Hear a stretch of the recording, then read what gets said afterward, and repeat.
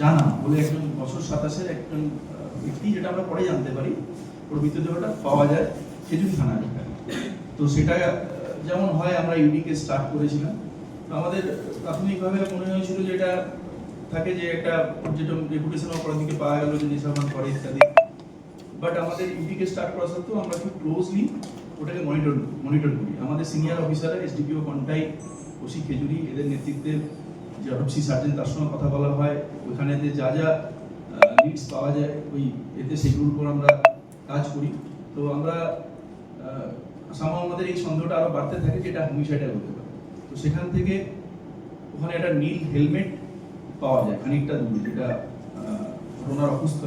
17 তারিখে রাত্রে একটা চুরি হয় একটি রাজনৈতিক দলের পার্টি অফিসে, এবং সেটা আমাদের নোটিশ আসার পরেই আমরা ইনভেস্টিগেশন করতে শুরু করি। এবং 48 ঘন্টার মধ্যে এসডিপিও হলদিয়ার নেতৃত্বে আমাদের ওখানে ওসি এবং মণিপুরের ওসি এবং পুরো টিম আমাদের এসওজি সাপোর্ট নিয়ে এটা ডিটেক্ট করে। শেখ আবু হোসেনকে আমরা ধরি এবং অনেকটা টাকা, ওখানে প্রায় 20,000 টাকার মতো চুরি গেছিল, আমাদের 5,500-6,000 টাকার মতো আমরা রিকভারি করেছি। এবং যেগুলো চুরির ক্ষেত্রে ব্যবহার করেছি এই টুলসগুলো ওর কাছ থেকে আমরা নিয়ম মেনে সিজ করেছি। পুলিশ রিমান্ডে নেওয়া হয়েছে। আমরা এই ইনভেস্টিগেশনটাকে আরো ফার্দার করব। ধন্যবাদ। সন্দেহটা বাড়িয়ে দেবে। তো তখন আমরা এই সিসিটিভি ফুটেজ অনেকটা দূরে দূরে, ওই জায়গায় কিছু ছিল না, সেইগুলোকে খুব অক্লান্ত পরিশ্রম করে আমাদের টিম সেটাকে স্ক্রুটিনি করে এবং সেখান থেকে আমরা একটা বাইকে একটা নীল হেলমেটের মুভমেন্ট আমরা পাই। সেটাকে ট্র্যাক করে যেটা পাওয়া গেল সেটাতে আমরা বুঝলাম যে এই ছেলেটি মূলত তার মেসো এবং মাসির কাছে মানুষ।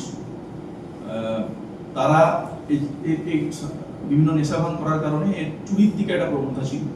বেশ কয়েকবার চুরি করেছে, কখনো স্থানীয়দের দ্বারা প্রহিত হয়েছে, কখনো থানা ইত্যাদিতে নিয়ে যাওয়া হয়েছে, বা যেটা প্রসেস, আইনি প্রসেস, তার সম্মুখীন হতে হয়েছে। সেটা নিয়ে মেসো মাসি যার কারণে বিরক্তও ছিল এবং কখনো কখনো নেশা করে এসে তাদের উপরে অত্যাচার, উপদ্রবটাও, এবং সেটা দিনে দিনে বাড়ছিল।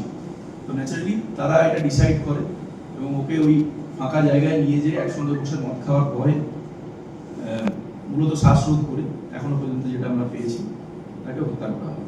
আমরা খুব দ্রুত অফিসিয়ালি পোস্টমর্টম রিপোর্টটাও পাচ্ছি এবং আমরা আশা রাখছি এক্ষেত্রেও আমরা দ্রুত কাস্টাডি ট্রায়াল করে আমরা কনভিকশন করাতে পারবো। ধন্যবাদ।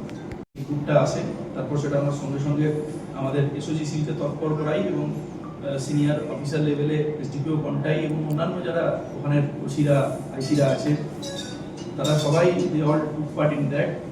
আমাদের ডিএবি ইন্সপেক্টর ইত্যাদি করে আমরা যেটা করতে সক্ষম হই, রীতিমতো একটা ফিল্মিকাতে চেজ ইত্যাদি হয়, তখন তারা ছেলে পালায়।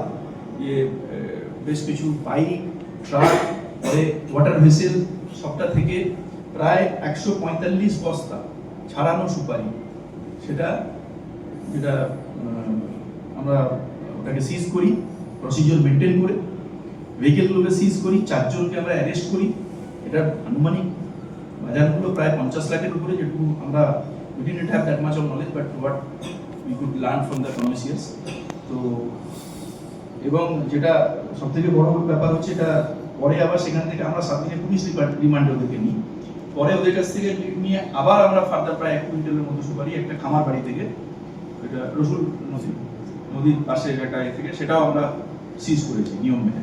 এবং এক্ষেত্রেও এটা আমরা একদম we will effect a complete crackdown on whoever who are associated with this type of smuggling syndicate.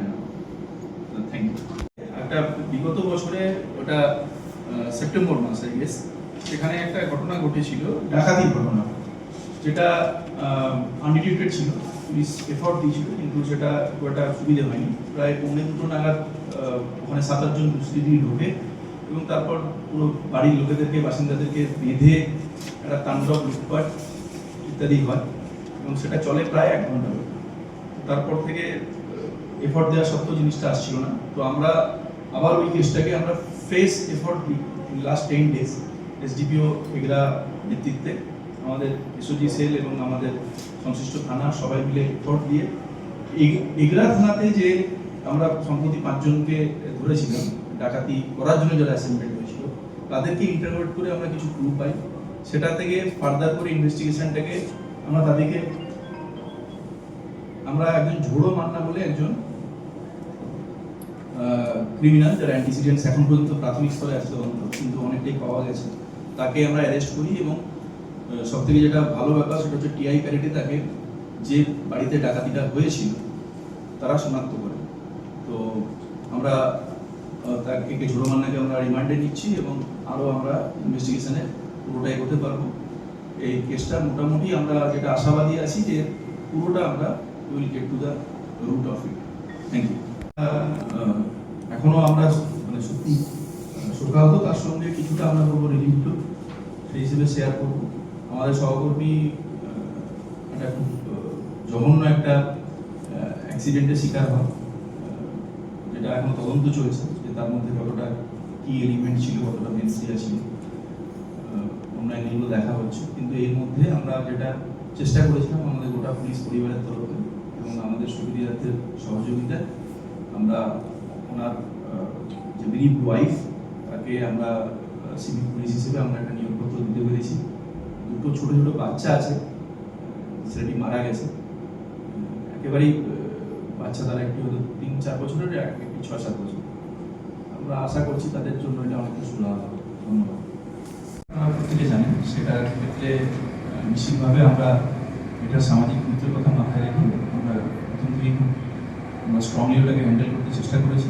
আজকে আর্থিক কোর্ট, মাননীয় কোর্ট, আমরা 7 দিনের রিমান্ড পিরিয়ড পে করেছিলাম, 4 দিন করতে অনুমোদন দিয়েছে। তো নিশ্চিতভাবে আমরা রিমান্ডে নিয়ে আরও ফার্দার ইনভেস্টিগেশনটাকে আমরা ফার্দার করবো এবং সবগুলো aspect all aspects pertaining to this investigation বিভাগের তদন্ত চলছে। আমরা যেটা ফাইন্ডিংস থাকবে সেই নিয়ে ব্যবস্থা নেব।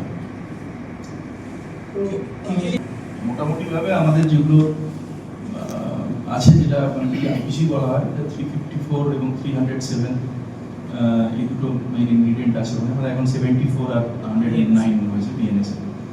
তো এগুলো আছে, তার সঙ্গে আমাদের ফরওয়ার্ডিংয়ে অবশ্যই যেগুলো থাকে সেটার উপরে এমফাসিস দিয়েছি, যেটা সোশ্যাল ইম্প্যাক্ট এবং যাতে ফার্দার রিটার্ন হয় এবং কী কারণে এই ধরনের মানে প্রত্যেকে ট্রিগার্ড হওয়ার বিষয়টা, সেটাকে আমরা বেশি করে